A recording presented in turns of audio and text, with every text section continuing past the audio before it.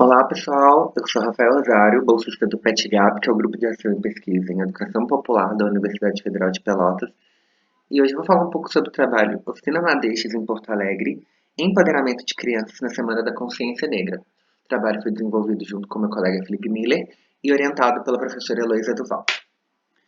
Inicialmente, o projeto nasceu da necessidade de uma atividade de extensão no Instituto Nossa Senhora da Conceição, em Pelotas. Tínhamos já uma programação com outras duas oficinas, sendo uma delas a oficina Trilha do Folclore, onde a gente conseguia explorar os ícones do folclore, tanto pelotenses quanto nacional, e também uma oficina de fanzine, que é onde a gente podia explorar a criatividade em forma gráfica, seja com cores, lápis, tintas, recortes, enfim.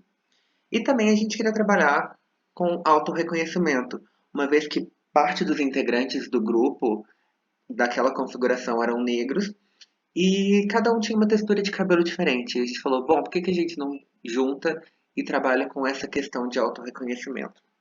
Para iniciar aqui alguns dados, de acordo com a ONU Brasil, uma a cada 3 mulheres já sofreu algum tipo de preconceito com relação aos seus cabelos.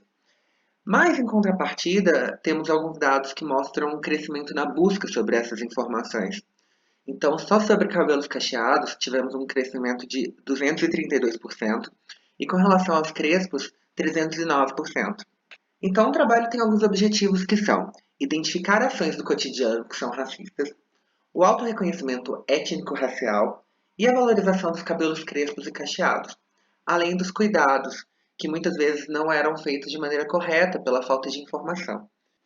O trabalho tem como caráter exploratório, porque é uma oficina que nós tivemos que testar, e muito do que a gente tinha em questão de teoria teve que ser alterada, tanto que nessa realização em Porto Alegre a gente acrescentou para garotos também. Até então a gente só tinha feito a oficina para meninas. E a gente falou, bom, precisamos de abordar todos, até porque não tem muito conteúdo virtual de como você tratar os cabelos masculinos, porque precisa de um cuidado específico. Parte de uma pesquisa documental, uma vez que queríamos criar um conteúdo que fosse lúdico e fácil de compreensão, criamos como metodologia projetual 2 materiais gráficos que eu vou mostrar daqui a pouquinho. A atividade foi realizada no dia 21 de novembro de 2019, na Semana da Consciência Negra, na Escola Municipal de Ensino Fundamental da Nossa Senhora da Fátima, que fica no bairro Bom Jesus, em Porto Alegre, Rio Grande do Sul.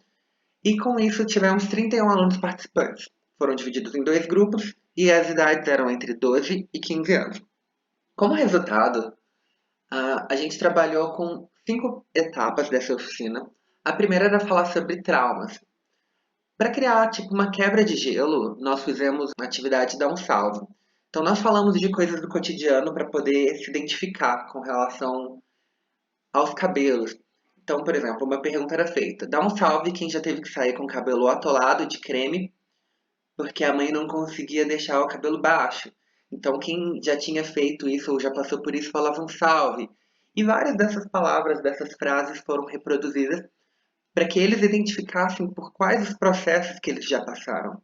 Em seguida, a gente mudou um pouco do tom da conversa e fomos falar de bullying e de qual a importância de se tomar o cuidado com o bullying, de identificar quais as falas que a gente já ouviu, quais as falas que a gente reproduziu e que muitas vezes, mesmo que o conteúdo não fosse falado de maldade ou com uma intenção, ele vai atrapalhar a autoestima, ele vai chegar na pessoa de uma forma diferente da forma com que a pessoa falou, na verdade.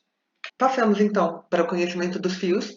Nisso trabalhamos com as 2 imagens que foram feitas anteriormente e já tinham sido passadas por uma análise de público. O público já tinha feito uma percepção dela, já sofreu alterações previamente.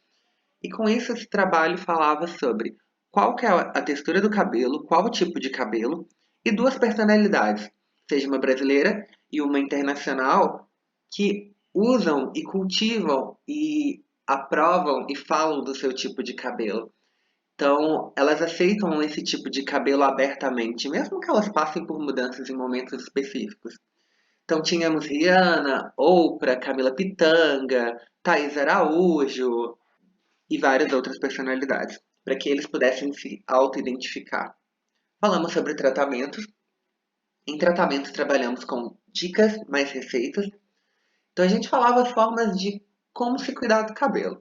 Foram chamadas, por exemplo, duas pessoas, na qual elas puderam mostrar como que elas lavavam o cabelo, qual que era o processo de higienização da cabeça. E nisso a gente podia ver quais eram os pontos corretos, quais eram os pontos que poderiam ser melhorados. E qual o procedimento certo de tratar o cabelo para que ele seque bem, para que ele fique hidratado e assim em diante. E também receitas. A gente passou uma receitinha de hidratação caseira, que foi inclusive impresso e distribuída uma por uma, com o uso de maisena. Então eles podiam fazer em casa mesmo o tratamento com uma maneira bem econômica. Trabalhamos também com reconhecimento, uma vez que em um momento que foi de fechar a oficina praticamente, eles puderam refletir sobre tudo o que eles passaram, tudo o que eles já fizeram, quais as formas que seriam realmente adequadas de cuidar o cabelo. E aí teve um momento muito interessante que em algumas das alunas que tinham soltado o cabelo puderam ver como que era a textura uma das outras. E aí elas se olharam e falavam, por exemplo, nossa, seu cabelo é muito lindo, tu tinha que vir com seu cabelo assim mais vezes. Então eles puderam se empoderar, sabe? E absorver de uma maneira mais humana esse trabalho. Como consideração final, é importante a gente falar da extensão. É muito necessário, vários lugares necessitam desse tipo de trabalho e todo universitário precisa de fazer esse tipo de trabalho, tanto universitário, professor, aluno, servidor público, para poder entender a realidade da sociedade.